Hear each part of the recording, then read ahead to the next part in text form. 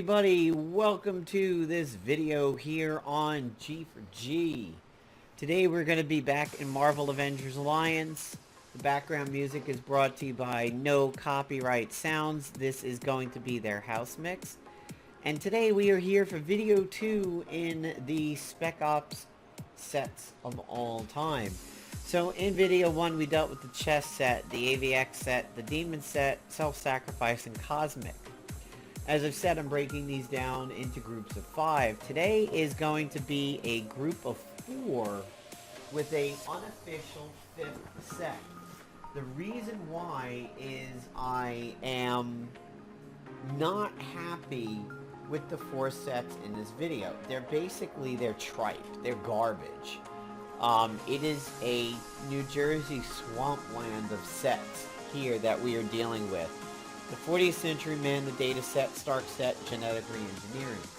There is 2 superstars in the entirety of these pieces that we're talking about, and 1 honorable mention. So we are talking about literally 16 pieces of gear where only 2 of them are worth a shit. 1 of them as a fringe. So we're going to deal with first the 40th Century Man set. This was the Hank Pym Spec Ops, and it largely featured Kang. Everything in this set is basically temporal based. It started in 2013, in March, and then it also had a Android and an iOS release. Along with the set pieces, we got the Advanced Idea, the Decade, the Displacer, the Indiction, the Mahayuga, the Manvatara, the Servo Guard Summoner, and the Soldering Iron. Soldering Iron's pretty much garbage. The Advanced Idea actually shows up in PvP from time to time. It, like the satellite support, you use it in X round and then Y amount of rounds later, something happens.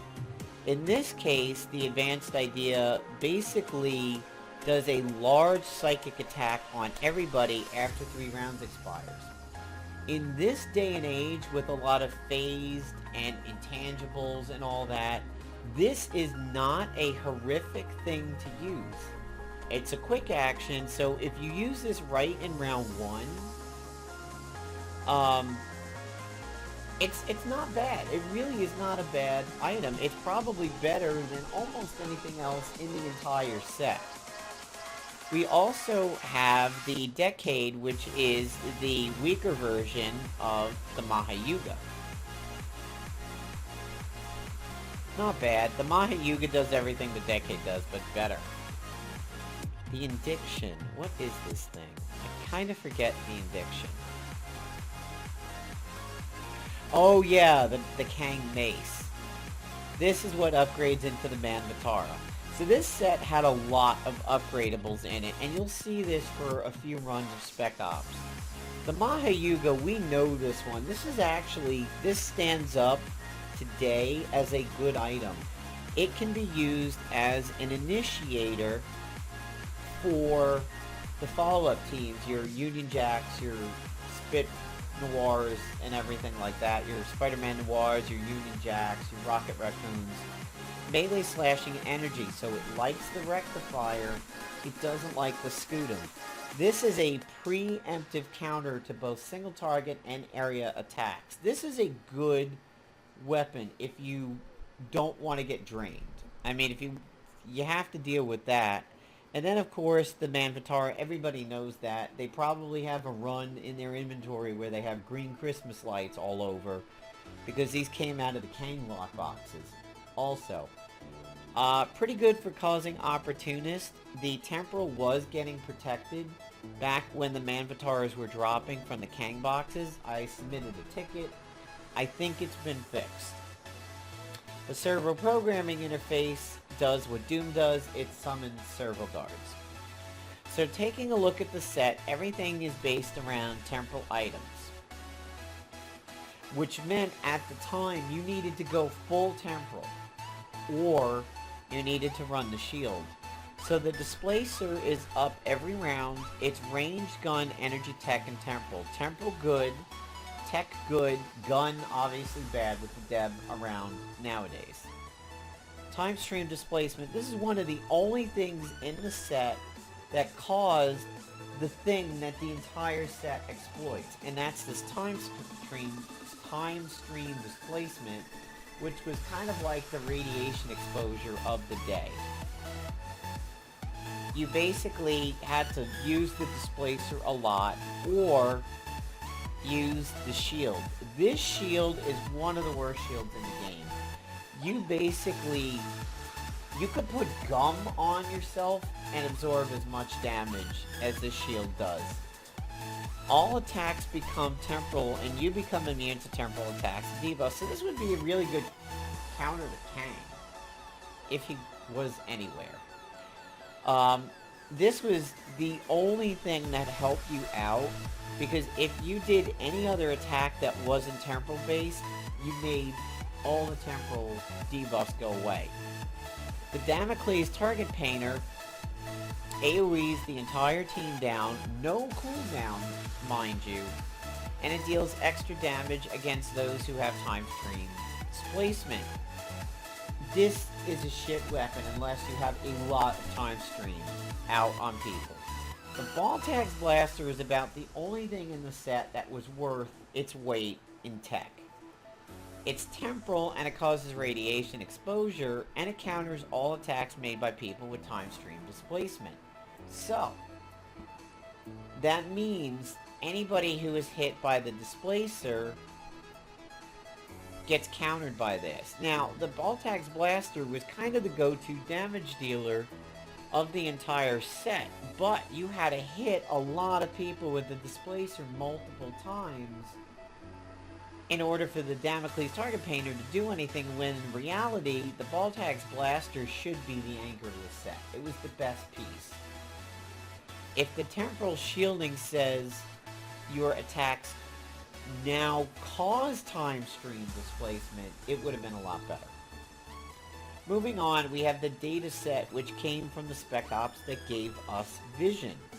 Again, a lot of upgradables in this set.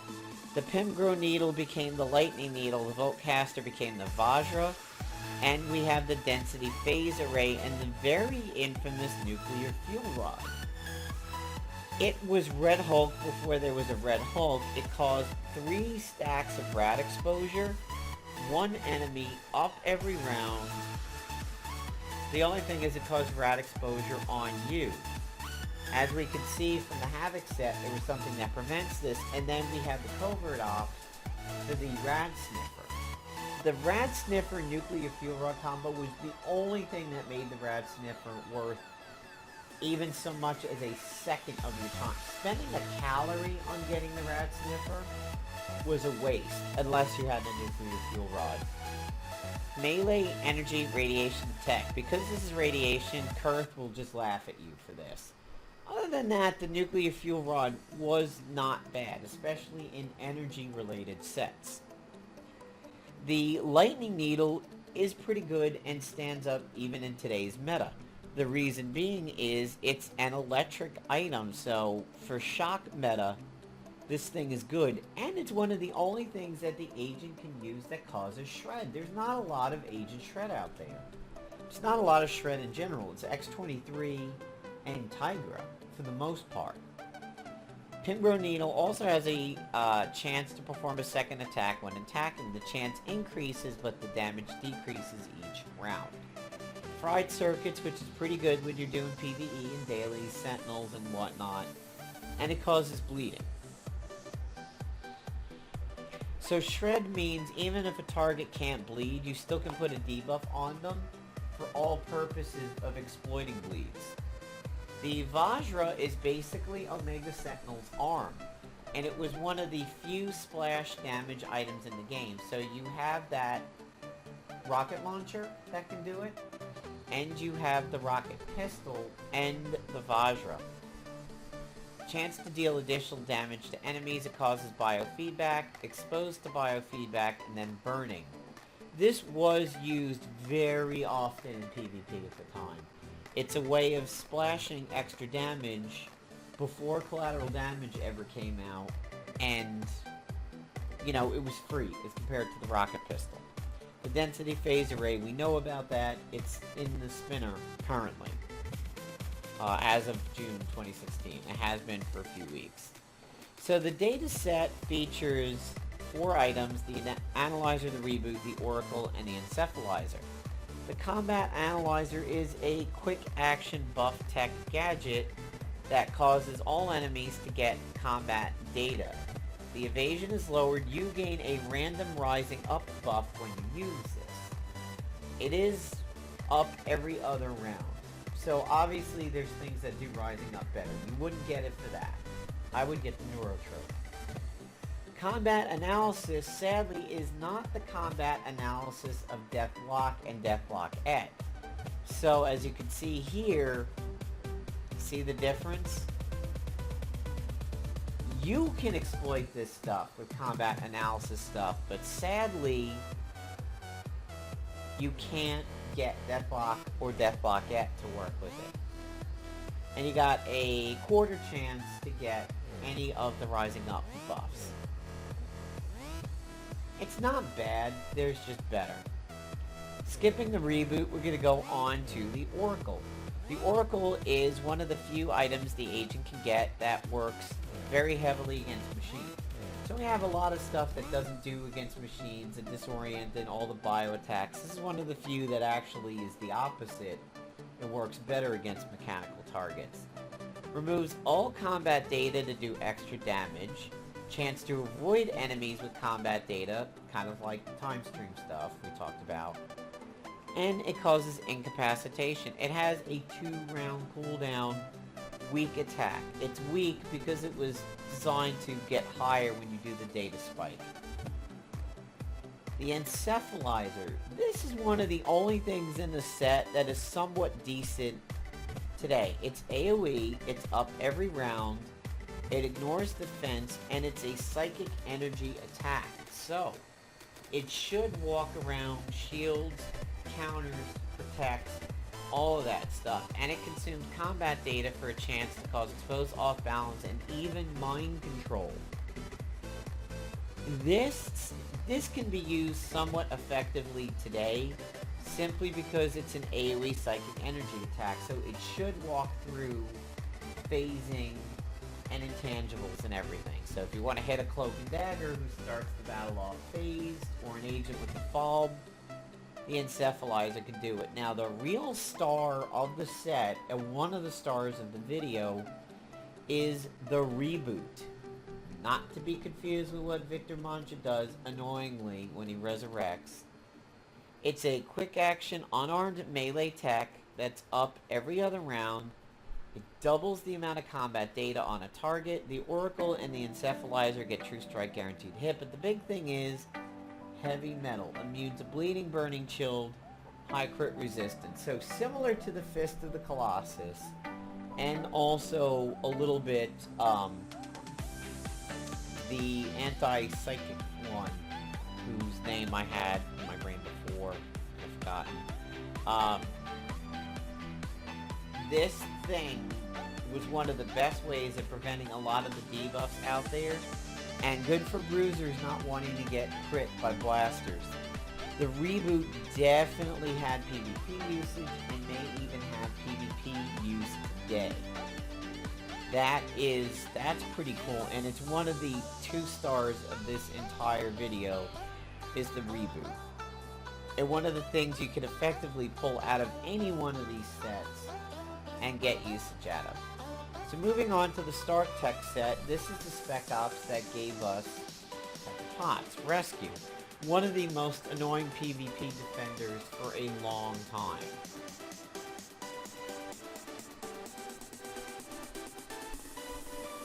Techno-organic endoskeleton, that's what I was thinking of. First we have in the Spec Ops the Titanium RPG. Very, very good, exploits opportunity, very similar to that Winter Soldier looking rocket launcher. As a matter of fact, I think the Titanium RPG showed up around the time of...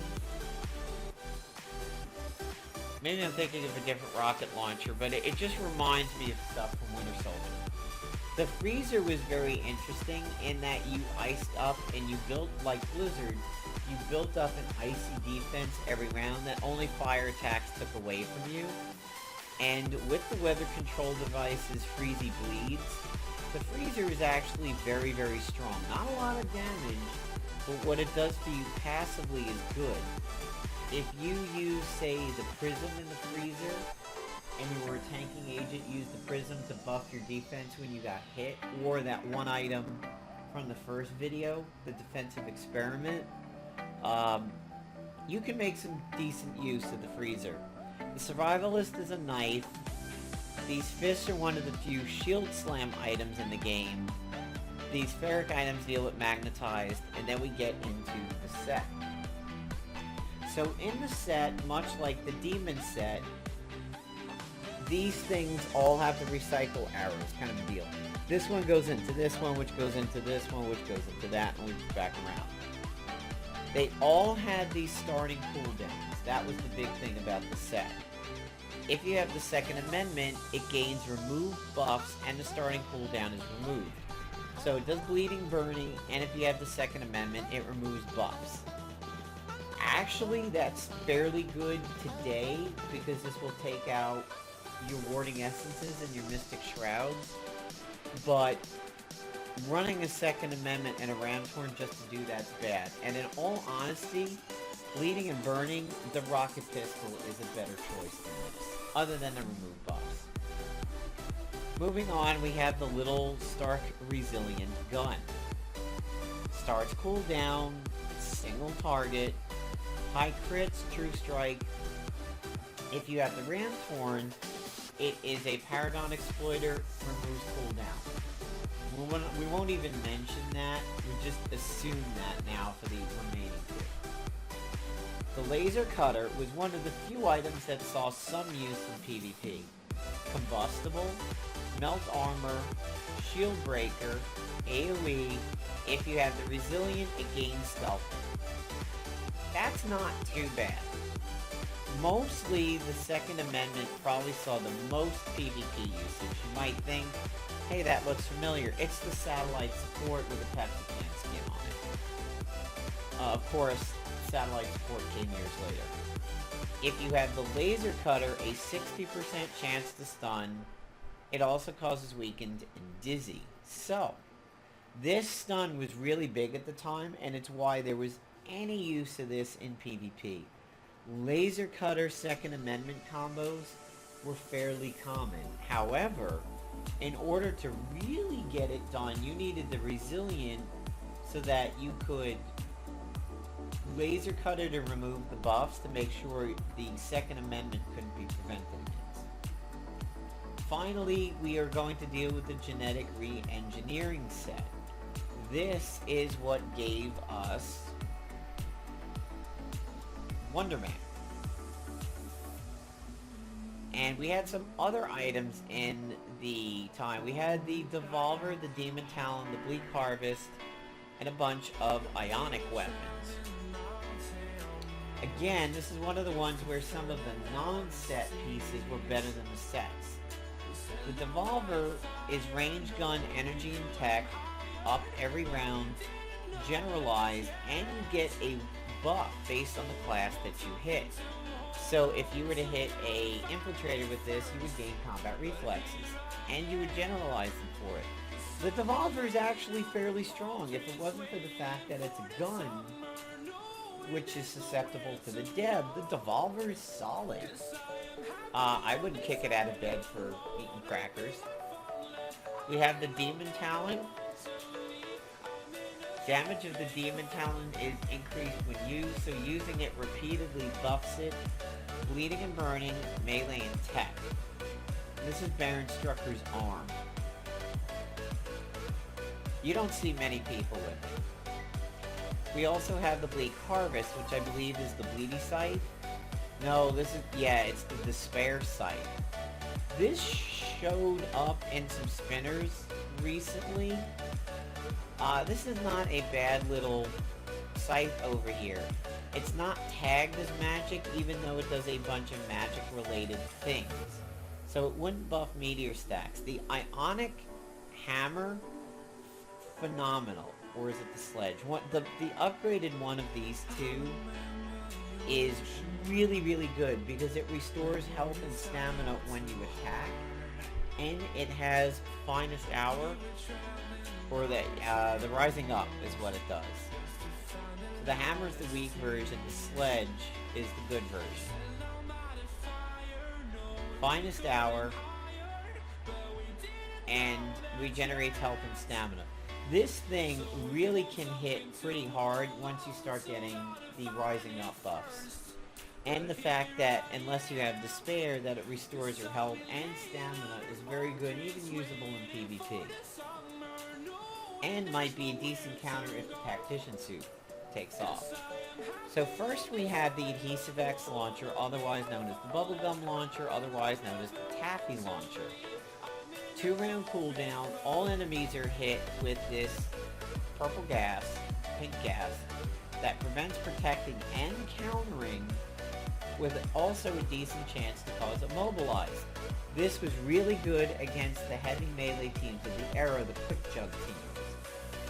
If Deadpool was hit by that gun before he did his level 1, he actually recharges. If Deadpool is not allowed to do his level 1 by some reason, he refuses to do anything else.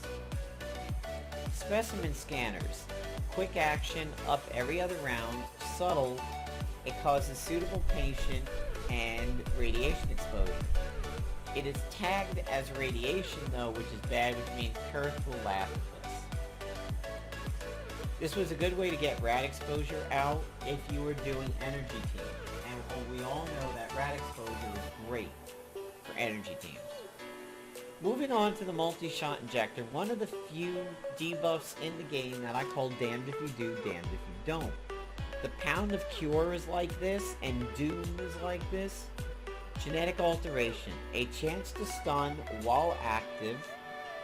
You take damage every turn, and it causes significant damage if cleansed.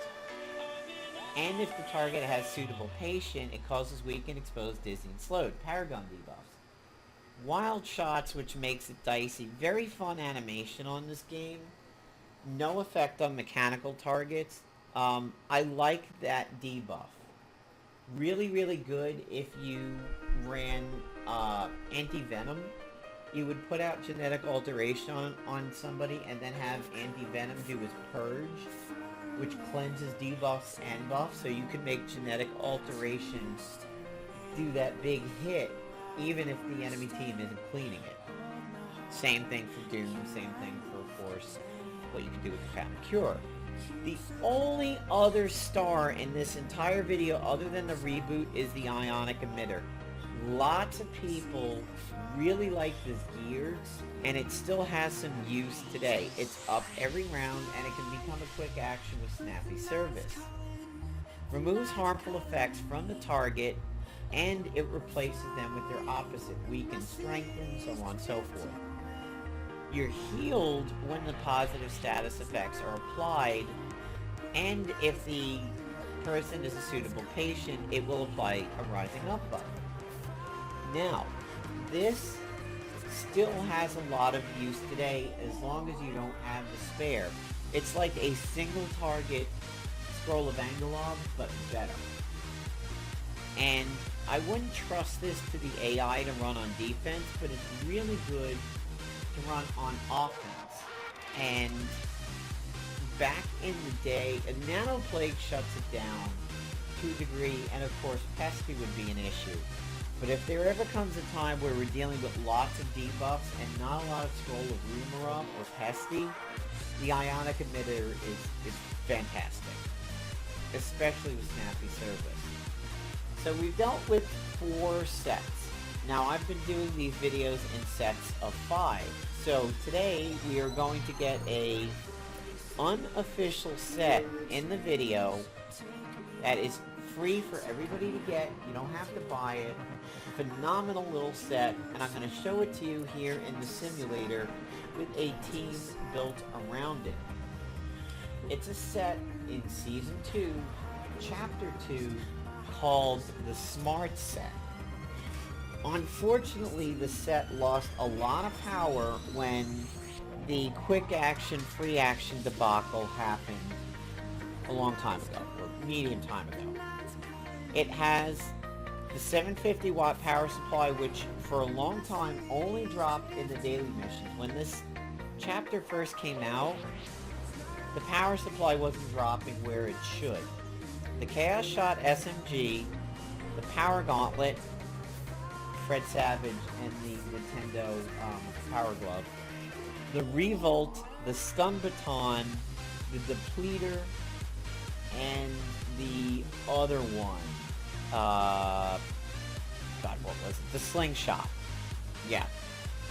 So, let's talk about this set over here. They drop, weak versions drop in normal. The versions you see from me drop in the challenge mode. What the set was designed to do is that you got the power supplies, which says anytime you use a smart weapon, any of your equipped smart weapons have a chance to follow up. And every time you use a smart weapon, the power gauntlet gets powered up. If you use the power gauntlet, it doesn't consume the stacks. So, really fun set to do, especially if you have a prism.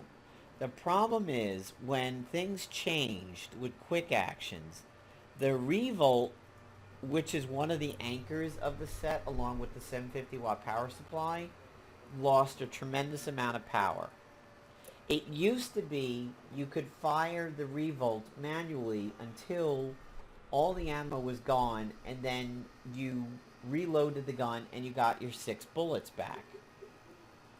Unfortunately, that no longer happens.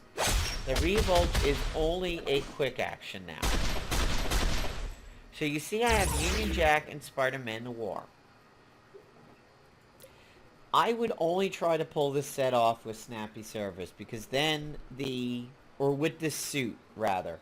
Because then this power supply becomes a quick action. If you use this with the newest Tactician suit, you're going to drain stamina because it's a debuff. So he's now, and you can see here immediately my Revolt fires up on it. My Stun Baton fires up behind it. It initiates the Spider-Man Noir. Okay. If we look at my attack optimization, I have 3. That's because I used the power supply, and then I got a free attack off the Stun Baton and the Revolt. The only bad thing about the Revolt is anytime when it joins in on an attack, it actually consumes the ammo, which is fine, because you can't use this anymore. So if I fire the Revolt, my turn is over. It didn't used to be that way. Instead, what I'm going to do is use the Chaos Shot portion of the SMG. And it follows up. And the Stun Baton follows up. Union Jack gets involved. Spider-Man Noir gets involved. This, if you're looking for how can I make a team with never spending any gold whatsoever, pretty much this is one of the best things you could do. This is absolutely PvP on the cheap. Get the smart set, get Union Jack and Spider-Man Noir.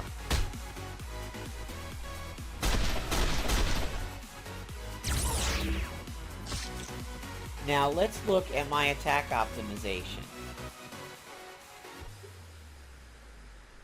Odd, it should be showing it, unless I lost my buffs because of Arnhem, which he can do. My attack optimization would be higher, because it doesn't get consumed when you use the glove. So basically, you can spend a round or two buffing up the glove, and then just continue punching people for 9-10 stacks, you know, whatever. In all honesty, back in the day, you could take one of these items like the Stun Baton, drop it out, and put in a prism, and you'd be gaining prism stacks the whole way through.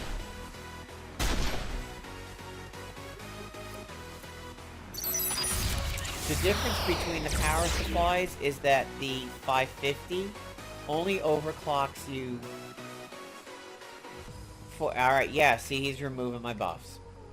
That's what's happening there. That mental blast is removing my buffs. The 750 buffs you for 2 rounds and has a 3-round cooldown. The weaker one buffs you for 1 round and has a cooldown.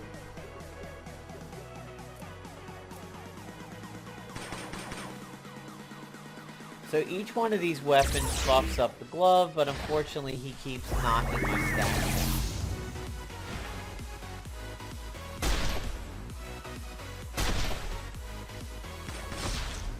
Except for the fact that there is a lot of gun attacks in this group, this would be viable in PvP today, especially with a high attack armory. You could do this, you really, really could. Just the dev would shut down the gun attacks.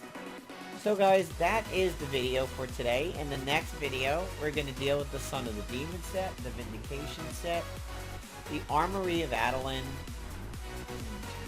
Dark Defiance, and the Murder World set. I'm looking forward to these, as these are all fun sets. Dark Defiance is a little weaker than the others, but we have a lot of fun sets coming up in the next video over here. So, I hope you guys enjoyed the video. Anything you want to talk about, comment down below. And any likes, subscribes, comments, just, bump the video up and make it more popular. And we are sitting almost at 1,000 subs, so if you haven't subbed already, go ahead and sub out. Let's try to hit 1K subs soon. Take care, everybody. Hope you enjoyed the video.